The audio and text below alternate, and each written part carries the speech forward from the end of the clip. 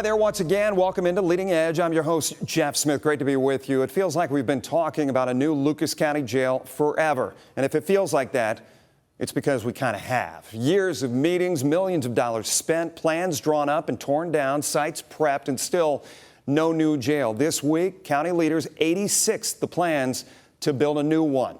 I wanted to share something with you. We were hearing this week from former Lucas County Commissioner Gary Byers, and he said in part, Sheriff Navarre has done an exceptional job in reducing costs in order to help fund the jail. We knew that the costs were expanding even when I was a commissioner, and we had to try to move with haste.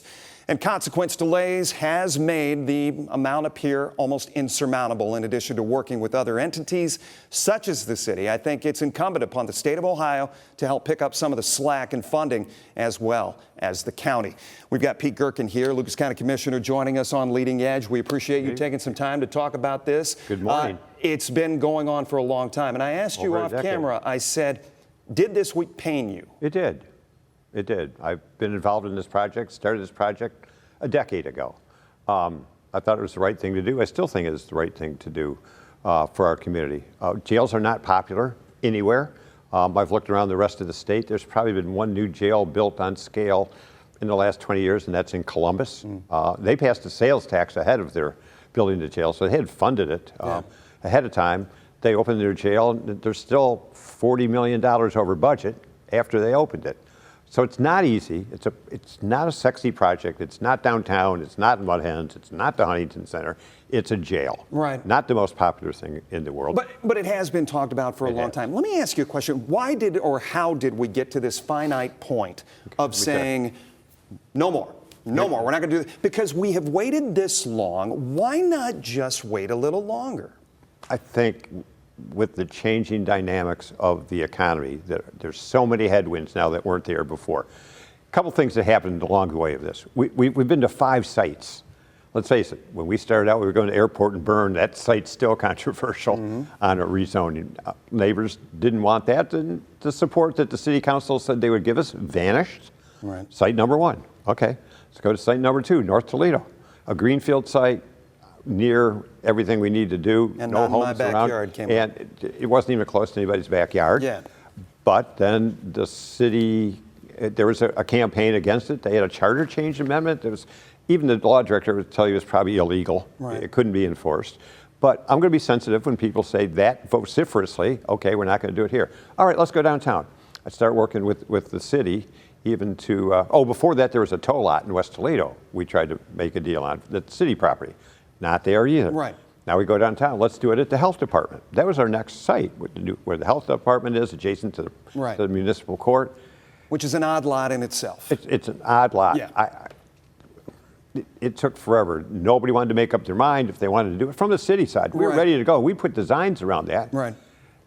The city, the councils, the mayors, everybody else, the health department couldn't pull the trigger. So we waited and waited and waited. So we said, let's go over across the street, basically. Some land was available to do it, and we started to design there. So when you go through 5 sites in 10 years and you have to redesign or reassess every site is not the same on soil, on borings, on layout. We got pushed around to 5 different sites. That costs money. Well, that's what I'm leading into, is the fact that earlier this week it came out that it was $18.5 million. I don't even know if that covers it. I feel like there's probably a lot of extenuating costs out there through the course of more than a decade. There might be. $18.5 million. That's a lot, and that just weighs to come on up me. with plans and clear sites and all that. When you move around to 5 sites, you go through COVID too. Let's not forget COVID got in the middle of this too. Right. Supply chains, prices, people's pains. It's a lot of money, and I can't, and I won't try to justify that in a sense is that we didn't spend it, we did. But here's what the point of decision came for me, and I was the biggest advocate for this. We're go, no go. Once you start going down and putting caissons in, you're stuck. We're going to build it, right? When the price became $300 million, and the money that we're getting from the state and the feds is drying up quickly. Right. Interest rates have not come down. But Pete, let me ask you this. People go out in real estate all the time. They look at older homes and they don't buy them. They don't sign because they don't want to dump all the money it's going to take to bring this thing back up to snuff. Is that not what we're looking at, as opposed to building new? I also want to ask you about all the steps that the county commissioners have taken to try to find extra dollars. Have you talked about unclaimed funds in the state of Ohio, with that being the buzzword right now? And then I've got another question to ask you, but go ahead. We went to the state. We got $10 million once to help offset costs of the project. That's still available for us. It's not wasted money. The federal government has no interest in building county jails. It's not their purview. Let me stop you there. And I know this is going to hurt me asking this. No, go ahead. Okay? But what, and if we can come back out here on camera, but what if you were to tell the federal government you would make this an ICE detention center? They're already using part of this, our system as an ICE detention center at Stryker. We're the major. I understand that. So we're already using but I'm thinking of all options on the table. All right. Do you think the feds are going to spend $300 million to build an ICE detention center? I don't think they would pay for it all. I think there could be money out there. Here's what we need. We need a jail. What is the function of a county jail in our city? It's a pre-trial detention center. You get picked up, you're not convicted. Before you go to court, you get detained at the jail. You have not been sentenced to anything, you've only been charged. So there's some rights that you have for bond, for habeas corpus. That's what our jail does. There's really nobody sentenced to the Lucas County Jail. When you get sentenced, you either go to state prison or you go to Stryker. This was looked at in the new jail idea. Not that this can't happen with a refurbished building, but there was all this talk about rehabilitation. There was this talk about programming, mental health, things of that nature. Where does that fall now going forward? Again, Rich, look at the nature of our jail. We were never going to be a mental health system for that. People are in jail for 72 hours. I can't deliver comprehensive mental health capacity to somebody that I have for 72 hours or even 2 weeks. Our jail was going to be the connector to mental health services. We can still do that. Yeah. Even if you rehab this building, you have a strong program of partners, but we are never meant to treat mental health in the jail. We're not sentenced. They're not there for 6 months. We're going to just triage them and try to connect them as they move forward. And our goal is, and we did this with MacArthur, we did it well, that when people get arrested, our job is to get them out if they're safe to be released on a monitor, on a bond, or to their family. We've got a couple of minutes left. Would you say here today that the county commissioners have exhausted all possibilities as far as bringing in money to buy or pay for a new jail? Yes, and there's nothing left. We've done all that. We're still going to be $5 million short per year at best. And I will say this. That was assuming that the Sheriff Navarre or any sheriff can save $10 million a year in operating costs. Nobody's seen that yet.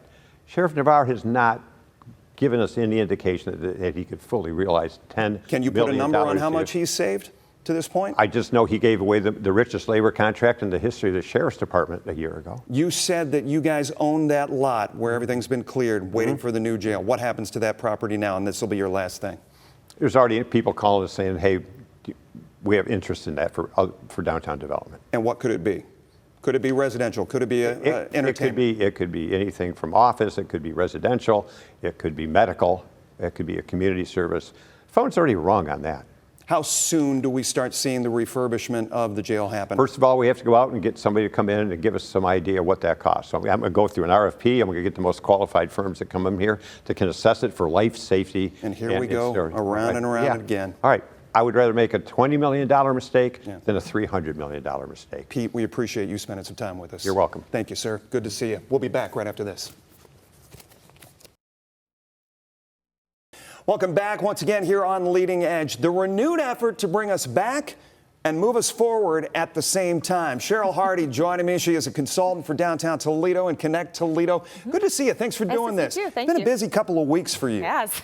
Bringing back the nostalgia that is Party in the Park. Yes. And you provided me, and I'm going to have to put the spectacles on, but you provided me with some new numbers that we've got. Talk about, I'm not going to steal your thunder. Sure. I want you to talk specifically about what the goals were for crowds and for business, I guess the fluidity of people going out and spending money. Well, I think the first thing that we need to talk about is that we are looking at this activity differently. We're looking at it as economic development, not just as a community event. Is it a community event? Absolutely. But economic development is the driver. So our goal was to take 2,000 people and bring them downtown every single Friday night and have them pump $35 per person into our downtown economy. Was that sitting at the table saying, that's probably a good barometer? We were saying that's success. For a first-year event, that is success. You've got new numbers. And we've got new numbers. We're hitting the 3,500 to 4,500 number per week, depending on if you include our rain out or not. And of course, if you include the city events that are happening on Friday nights, like the 4th of July, and of course, Jeep Fest coming up, and some of those, we're going to far surpass that. So the numbers are really, really good. The economic development that we banked on local, right? We bet on ourselves this year, and it's working. Well, that's one of the things. And just throwing out some of those numbers, you guys figure, right, that somebody's coming downtown and they're spending maybe 35 to 40 bucks each. How much total money are you thinking, based on these new numbers, is actually getting pumped into the local economy? You know, we're going to be anywhere between, 1.3 million, 1.7 million. We might even get up to 2 million, depending on, their statistics. Over the span of all of these weeks. Over the span of the summer, so 14 weeks. You know, and everybody knows we've spent $320,000 to put this Party in the Park on. So we get $320,000, and we're going to put 1.3, 1.7, $2 million back into the local economy, and it all stays here because we're using local bands, local production, local businesses, local organizations. And the turnout's been great, and you've had great response. Talk a little bit about as it starts in Promenade Park, and there's kind of that riptide that goes out. How do you guys measure that as far as those businesses that are seeing the foot traffic, or even the parking that's happening? I don't know if you guys are counting cars, you're counting foot. Well, I will tell you, the people who run the parking lots are definitely counting cars, and they're telling us in the areas near Promenade Park that they're up 3 times on Friday nights. Our businesses that are sponsoring us, they sponsor us once and then they come back for a second time. So we would say that they're successful. And you just ask them and they'll tell us, we're busy. We love that it's back. And part of that is we cheated a little bit, right? We took this nostalgia. And so we didn't start from zero. We started from Party in the Park nostalgia. And that has helped us a lot.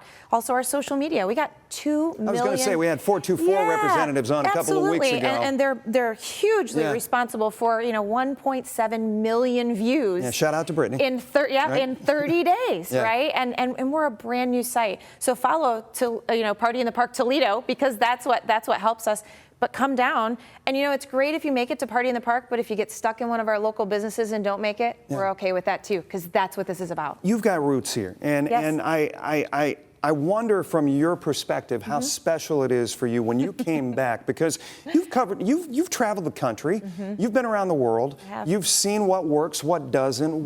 What did you come to Toledo with and say, I think this will work here, or did you tap the brakes on and say, let's not get out over our skis? I came and I said, wow, you guys don't realize how much you've done in the time I've been gone. You don't realize what you have. And a lot of people do. You just talked to Pete Gerken. He's a big supporter of this, and he saw it right away. But we have so much and have come so far. Now all we need to do is sprinkle a little bit of this great activation on top of it. And I'll tell you what, it's just a momentum that's going to continue to flow upwards. And that's what we're seeing. It's so positive. And you've got the city, the county, Destination Toledo, ConnecToledo, the metro parks, all of these people coming together saying, all ships rise. And that's exactly what's happening. And all we're going to do is continue building on that. More organizations, more businesses, more people involved, more ships rising. I'm assuming you're taking notes, and you guys are looking toward the future. So what are we doing well? What are we thinking? Okay, next year we got to do blank. Well, we did local right? We did the local beers. We brought all of that in. We're doing the local businesses, the local bands. The money is staying here. So the opportunity now is, what can we do year round, right? Party in the Park is great. That's in the summer. What can we do year round, and what can we do to move that around the different areas of downtown Toledo to support those neighborhoods? So what are we going to do on both sides of the river? What are we going to do in Vistula? What are we going to do in Uptown? What are we going to do in the Warehouse District? What are we going to do by Huntington, by Mud Hens. I mean, name a part of downtown, and it needs activated. They can all be helped. Let me ask you this, and I don't know if you guys are going to survey this out, but how important is it to kind of get the taste or the feel of the suburbs and make sure that those in Oregon are spending time downtown, those in Perrysburg, Rossford, so on? I could go down the line, but that you're bringing them in on a Friday night. It's critical. I mean, the strength of our... There's competition, too, absolutely. right? The strength of our region is very, very much determined by the strength of our downtown. And the activity... And it wasn't that way for a long time. That's right. And the activity of our downtown very much relies on people coming out from the suburbs and coming in from outside of Toledo. So thank you, Destination Toledo, for bringing people in. But thank you to all these other organizations that make things happen. Because if people know there's something happening, you look at it as competition, I look at it as options. Or opportunities. And opportunities. We want people coming downtown. Do I want them to go to the Huntington Center or to the Mud Hens or to the Cock and Bull or to Promenade Park? Honestly, I just want them to come downtown. Well, it's been a success so far, and the numbers prove it. Cheryl, we appreciate you spending some time. Thanks, Jeff. Continue with the good effort, and stay right there when we come back. In the 70s, the band Chicago sang about coloring my world. You remember that one? I could sing it, but I'm not gonna. We're going to talk to the man who's doing just that in Toledo coming up next. Busy show this week. We're moving right to our next guest. And if you've spent any time walking around downtown Toledo or cruising through the Junction neighborhood, you've probably seen his work. Bold colors, powerful faces, and messages that make you stop and think. I'm talking about mural artist Dean Davis, good enough to spend some time with us here on the set. Good to see you. First time on Leading Edge. Great to have you in here. It's great to be here. It's great to be here this morning. We've been all about town, obviously, to see your work and have been amazed at I'll just say how quickly it comes together. It may not seem like that to you, but there's so much behind the scenes. Jeff, honestly, it takes a lot of game planning to get these things off the ground and to move forward on. Take us to the beginning stages of having an eye for this. I mean, were you a freehand artist? Where did this come from? Where did this niche start for you? That's a great question. It came from the ADM silos, actually. You know, I saw that as an opportunity. Instead of fighting it, I actually reached out to the artists and just wanted to be a participant. And I realized I was really, really good at, kind of understanding how to scale these things and demonstrate how to get them and keep them to where they look professional. And so for the last 5 years, that's what I've been doing, is just traveling the country and doing these murals throughout the United States, and it's been just very, very fulfilling. Is this a big ask around the country for urban art? Oh, it's huge. I mean, if you look at any city that wants to see growth, they're going to lean in on public art. Any city. Why? Because money follows art. It's that easy. What does that mean? Well, I mean, if you look at any sort of anything that's got curb appeal, right? That's a matrix nowadays in buying homes. So how does a city not see that, right? And we do see that, and also it gives the community so much more, that it gives it a voice. So I mean, that's the murals that I'm trying to present right now, is the idea that we've got so much great stories that live in Toledo in the current time and in our history, but right now, let's talk about the stories that makes us so resilient. And that's what we're sharing, and that's what we're That kind of taps into the lead-in where I said messaging as far as the art is concerned. Yeah, I love that. How important is that to you? Oh, it's everything. I think that... Why is it important to the community? Well, it matters in public art. So when you deal with gallery art, right, and I had a great conversation with Adam Levine this week, and he said, gallery art, what it does is it holds weight in a gallery. But when you're dealing with communities and public art, what you have to do is you have to talk about the blast radius that these murals live in. So that's a big thing with me, is I go around and I talk to the property owners and then the people that live around there and the people that work in those places and ask, what do you want to see? And nine times out of 10, they're always going to say, we just want it to be vibrant. We just want to see energy. And so when you're dealing with mental health, like we all suffer from in this area, why not put some color on these spaces, right? And it's the cost point is actually less than just to paint them.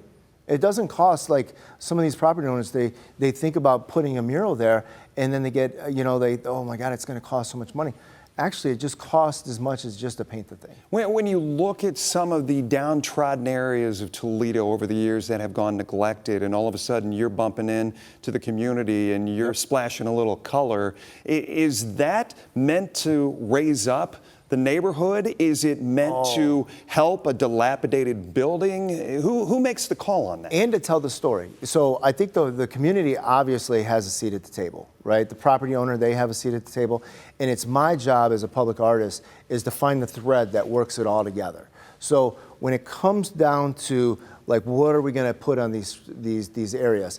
You know, no one's sitting around a table and saying, or waiting for someone like me to come and say, hey, what would you like to, you know, put on there? They're like, oh my God. And you don't just show up and just start spraying. No, this is all planned out. Yes, like the wholesome Hey, silos. Dean Davis is out front. There's a lift here. Yeah. What? I don't understand what this lift's going on here.